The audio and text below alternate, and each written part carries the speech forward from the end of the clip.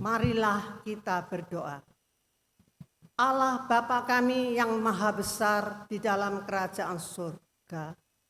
Sore hari ini Bapa, hati kami penuh dengan ucapan syukur kalau Engkau masih memberi kami kesempatan.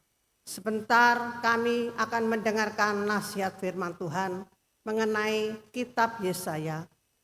Bantulah kami hamba-Mu yang terbatas ini, beri kami hikmat-Mu Bapa, supaya apa yang kami sampaikan sesuai dengan kehendak Tuhan dan menjadi berkat buat jemaat-Mu yang mendengarkan di mana saja mereka berada. Bantulah seluruh jemaat-Mu mengerti apa yang menjadi kehendak Tuhan dalam hidup mereka. Terima kasih Bapa. Di dalam nama Tuhan Yesus kami berdoa dan mengucap syukur. Amin. Shalom. Selamat sore Ibu, Bapak, saudara-saudari yang terkasih di dalam Tuhan. Sore hari ini kita bersyukur kepada Tuhan kalau masih diberi kesempatan untuk melanjutkan pelajaran tentang kitab Yesaya. Sore ini kita akan membahas mengenai kitab Yesaya pasal 45 ayat 9 sampai dengan 19. Nanti kita baca dalam terjemahan baru edisi 2. Tuhan satu-satunya pencipta. Kitab Yesaya pasal 45 ayat 9 sampai dengan 19 dibagi menjadi 3 bagian.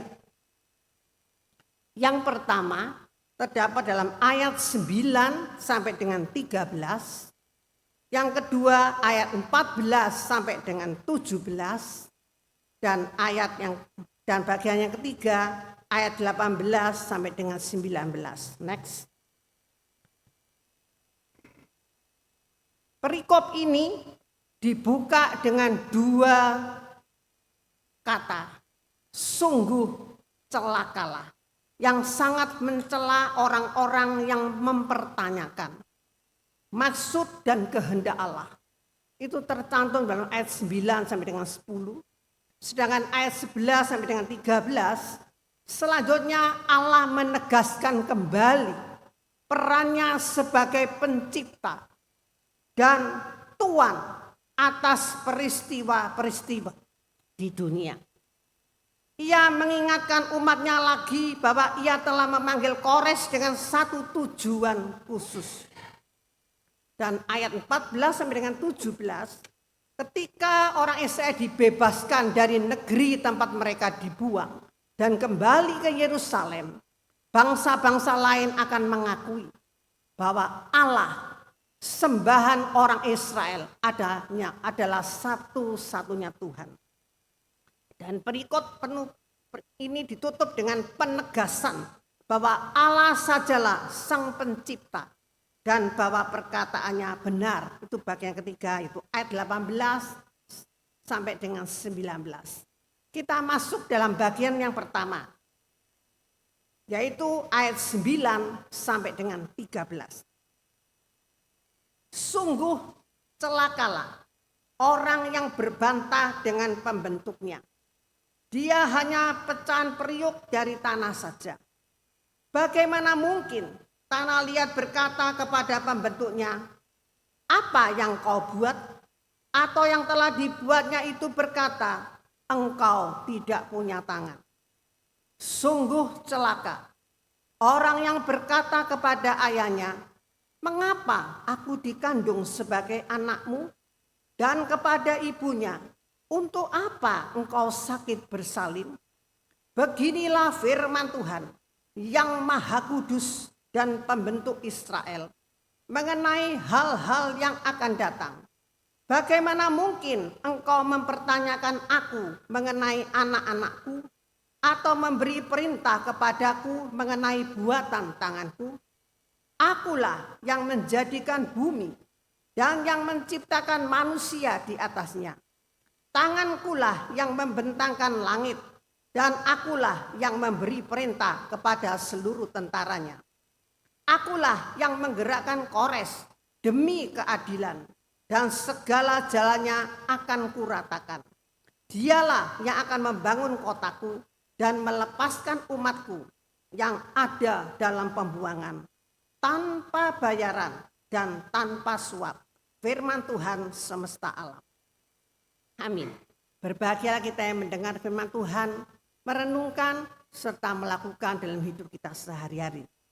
Dalam bagian yang pertama, yaitu dalam Yesaya 45 ayat 9 sampai 13, bagian ini memiliki hubungan yang istimewa dengan nubuatan-nubuatan yang terdahulu.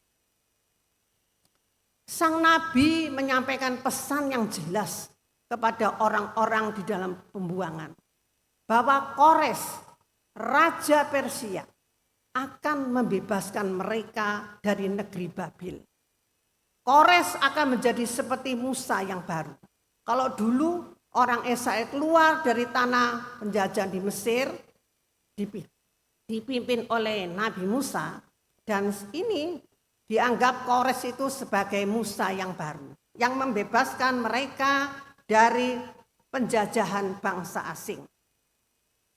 Di ayat 9 sampai 13 kita dapat menyimpulkan bahwa beberapa orang buangan menanggapi secara negatif perkataan Nabi Yesaya. Walaupun sang Nabi itu menyampaikan kabar baik bahwa mereka itu akan segera dibebaskan, mereka akan segera pulang ke Yerusalem. Sebab itu Yesaya menantang mereka dengan dua kata, sungguh celakalah. Dalam ayat 9 dan 10 ditujukan kepada mereka yang berbantah atau mempersoalkan tentang tindakan Allah. Perbantahan ini diilustrasikan dengan dua analogi. Yang pertama yaitu A, bagaikan tanah liat dan penjunan. Tanah liat adalah ciptaan tidak berhak sama sekali berkata kepada penciptanya atau penjunan, apakah yang kau buat? Atau meragukan kemampuannya, engkau tidak punya tangan? Manusia itu hanyalah beling periuk di antara beling-beling periuk di tanah. Tidak layak mempersoalkan tentang sang pembentuk. Ini menggambarkan manusia itu yang berani berbantah kepada Allah. Manusia itu loh hanya periuk saja. Di sini Allah mengutuk siapa saja yang berani berbantah-bantah dengan penciptanya, yaitu Allah sendiri. Allah menyebutkan dirinya, dialah pembentuk, sang pencipta. Jadi orang yang berani protes sama Tuhan, Tuhan mengatakan celakalah. Celakanya di sini ditujukan kepada siapa? Kepada orang-orang Israel yang tidak mau menerima perkataan Allah. Itu tercatat juga dalam Yesaya pasal 30 ayat 14, nanti dibaca di rumah. Manusia itu loh dari tanah liat yang sangat lemah. Mereka itu berani berbantah dengan penciptanya. Dan yang kedua, analogi yang kedua, diibaratkan sebagai anak dan orang tua. Celakalah orang yang mempersoalkan proses penciptaan atau kelahirannya. Kadang ada orang mengatakan, mengapa aku dikandung sebagai anakmu? Atau untuk apa engkau sakit bersalin? Ini menekankan bahwa mempertanyakan karya Allah sama tidak masuk akalnya dengan mempertanyakan asal-usul diri sendiri. Selanjutnya dalam ayat 11 sampai dengan 12, penegasan tentang kedaulatan dan kuasa Allah. Allah itu Allah yang Maha Kudus, Allah pembentuk Israel, menegaskan otoritasnya dan menentang umatnya. Mengenai hal-hal yang akan datang, maukah kamu bertanya kepadaku tentang anak-anakku Atau maukah kamu memberi perintah kepadaku mengenai perbuatan tanganku? Di sini menceritakan tentang kitab Kejadian, yaitu penciptaan alam semesta di dalam kitab Kejadian pasal 1 sampai dengan 2. Di dalam kitab Kejadian pasal 1 sampai dengan 2 menunjukkan bahwa Allah memiliki hikmat dan kuasa. Untuk apa? Yang mutlak untuk mengatur segala sesuatu. Di mana? Baik di surga maupun di bumi. Allah itu mutlak berdaulat. Sehingga manusia tidak berhak sama sekali mendikte cara kerja Allah. Lanjutnya ayat 13. Rencana penyelamatan melalui alat pilihannya. Di sini diulang kembali bahwa Raja Kores, raja orang kafir yang dipakai Tuhan untuk membebaskan umat Israel. Mereka akan kembali ke Yerusalem melalui tangan Raja Kores, membangun Yerusalem dan membangun kota-kota di sekitar Yehuda. Raja Kores membebaskan orang-orang Israel karena dipakai Tuhan sebagai alatnya. Dikatakan tanpa bayaran, tanpa disuap. Semua itu menggambarkan anugerah Allah. Jadi keselamatan bangsa Israel bisa bebas dari negeri Babel. Itu semua karena karya Allah. Anugerah Allah, inisiatif Allah. Bukan hasil usaha manusia atau imbalan manusia. Jadi kalau umat Israel merasa tidak setuju dan mereka mengatakan, mengapa orang kafir kok dipakai Tuhan untuk menolong? Mereka dilarang berbantah dengan Allah sebagai penciptanya, sebagai Allah yang berdaulat. Selanjutnya kita akan meneruskan untuk bagian yang kedua, yaitu ayat 14 sampai dengan 17. Yesaya pasal 45 ayat 14 sampai dengan 17 dalam terjemahan baru edisi 2. Beginilah firman Tuhan. Hasil tanah Mesir dan segala laba dari Ethiopia, serta orang-orang Sheba, orang-orang yang tinggi perawakannya akan beralih kepadamu dan menjadi milikmu. Mereka akan berjalan di belakangmu dengan dirantai. Mereka akan sujud kepadamu dan memohon padamu, katanya. Hanya di tengah-tengahmu ada Allah dan tak ada yang lain. Kecuali Dia tidak ada ilah. Sungguh Engkau Allah yang menyembunyikan diri, Allah Israel, juru selamat.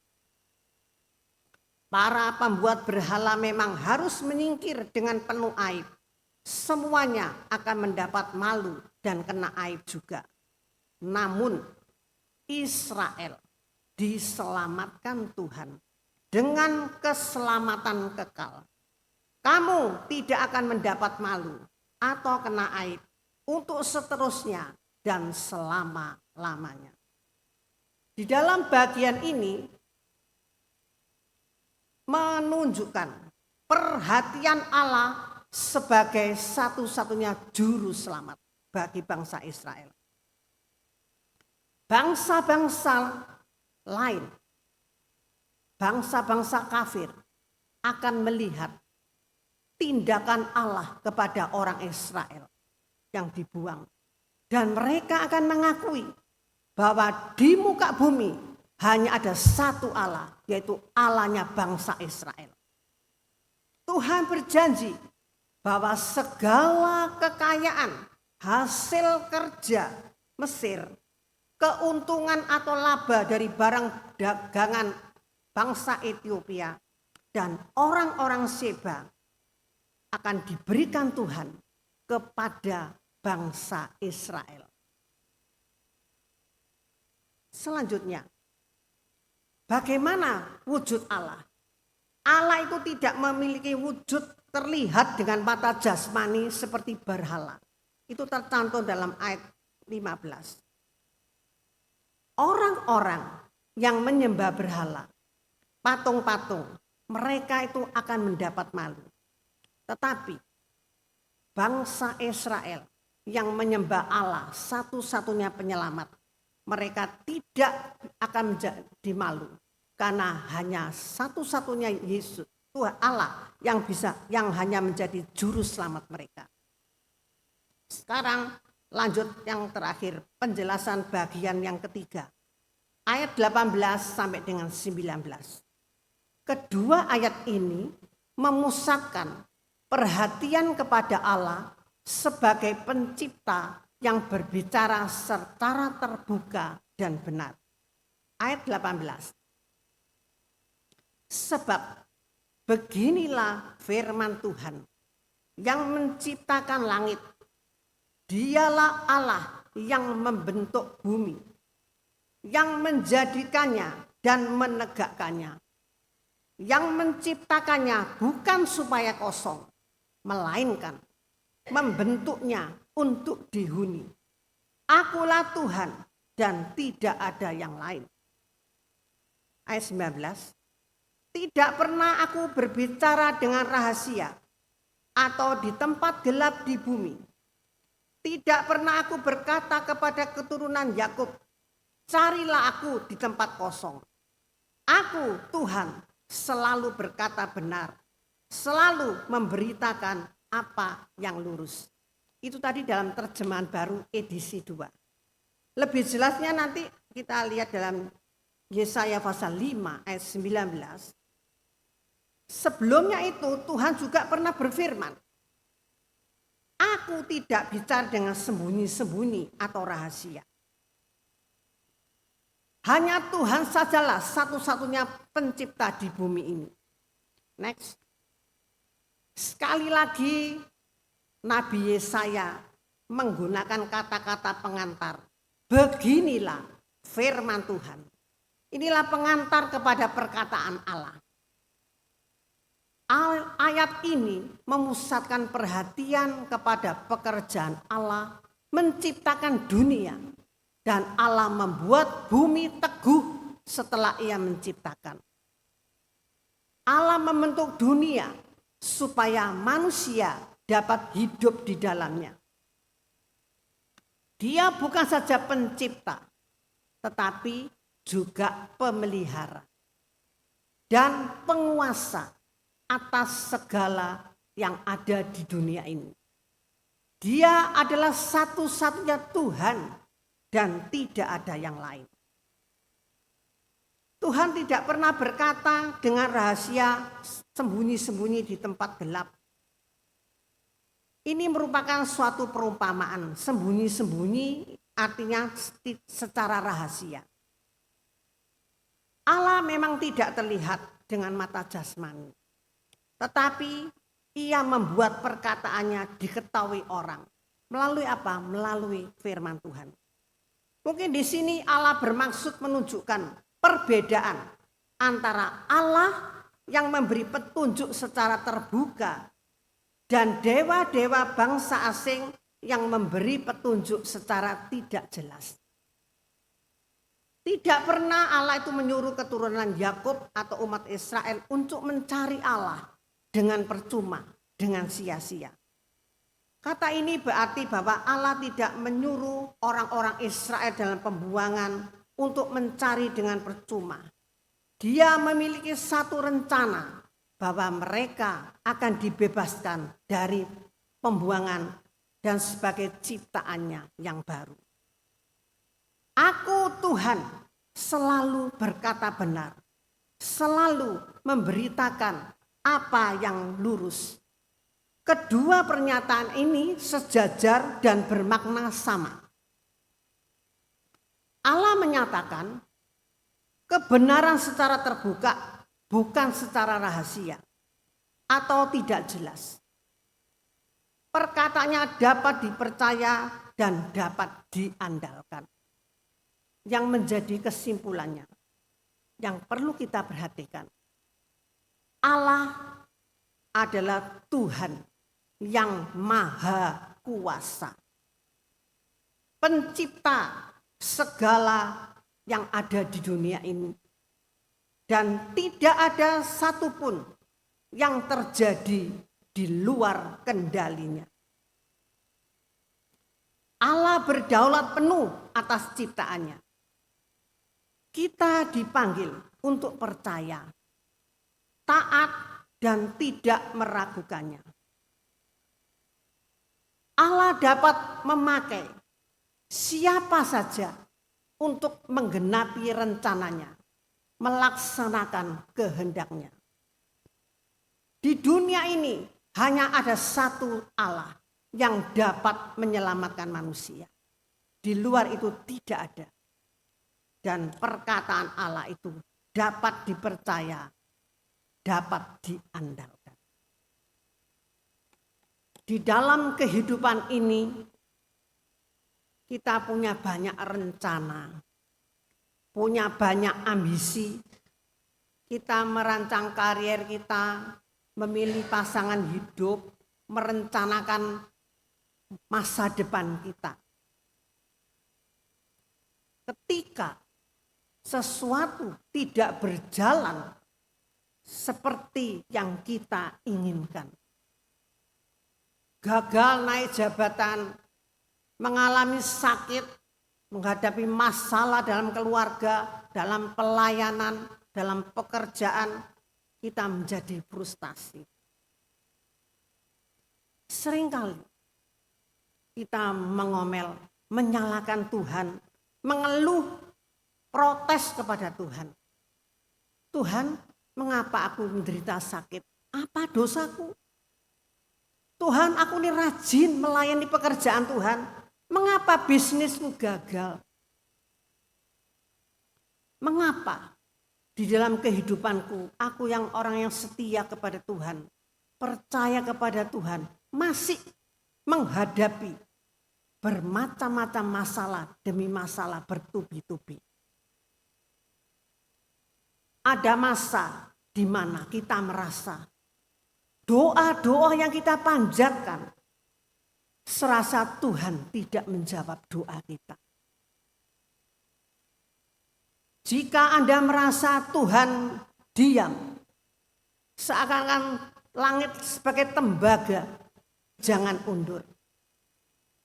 Iman bukan tentang seberapa banyak mujizat yang kita lihat, tetapi tentang percaya bahwa Tuhan ada dan sedang mengamati kehidupan kita.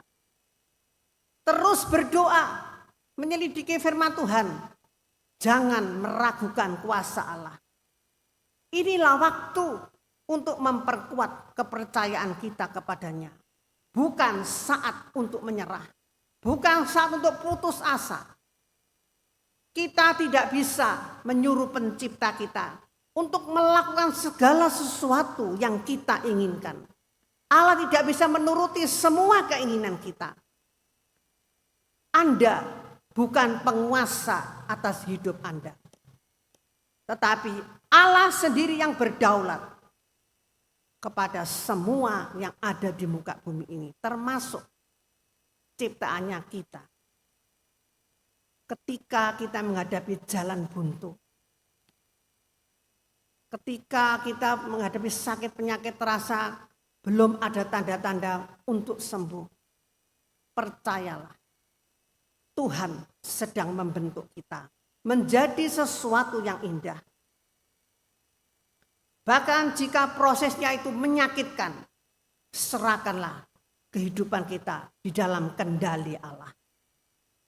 Tuhan itu bisa memakai siapa saja untuk menolong kita, memberikan jalan keluar, memakai para dokter sebagai alat untuk menyembuhkan sakit penyakit kita. Hanya ada satu Allah yang menyelamatkan manusia. Perkataannya benar dan dapat kita percayai, dapat kita andalkan. Dia selalu menepati apa yang telah dijanjikan.